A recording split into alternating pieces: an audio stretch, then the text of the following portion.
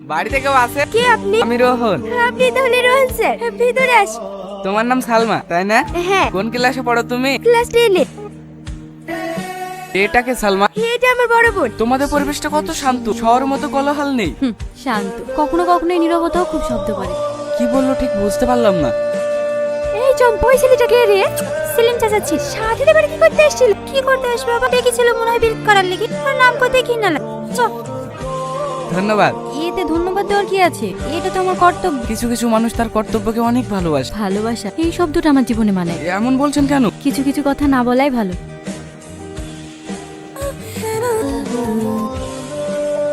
রাকেশ, আরে ওরকম করছো কেন?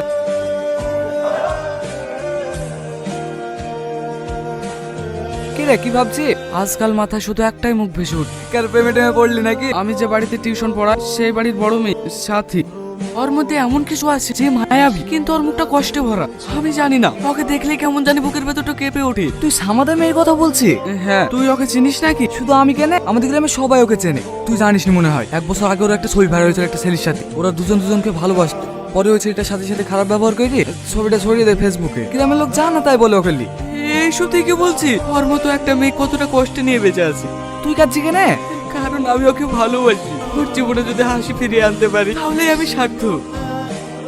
সালমা সাথীকে তো দেখছি না, ও কোথায়? কাল রাতে করবি শুনছো? ঘরে শুয়ে আছি। স্যার, আপনি ওকে একটু বলেন না ডাক্তার বাড়ি যেতে। ঠিক আছে চলো।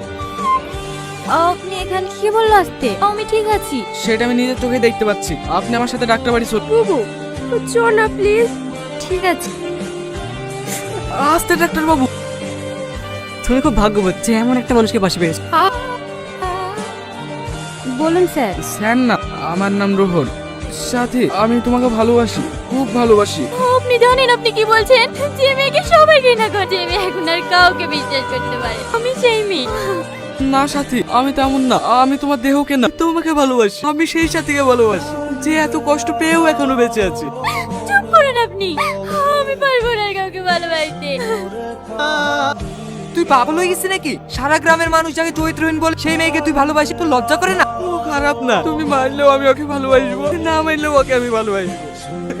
রোহন এর সাথে আত্মহত্যা করেছে। একটা ভুলের জন্য আমার জীবনটা শেষ হয়ে গেল। আমি ভেবেছিলাম সবাই আমাকে ঘৃণা করে, কিন্তু তারই মাঝে আপনি আমাকে ভালোবেসে তবুও আমি বাঁচতে পারলাম না, কারণ এই সমাজ আমাকে বাঁচতে দেবে না। একটা ছবি, একটা বিশ্বাসঘাতকতা, সব মিলে আমার জীবনটা শেষ করে দিল। আপনি আমাকে ভুলে যাবেন না, কারণ আমার পৃথিবী শেষ হলেও আপনার ভালোবাসা আমার মনে রয়ে যাবে। সাথী।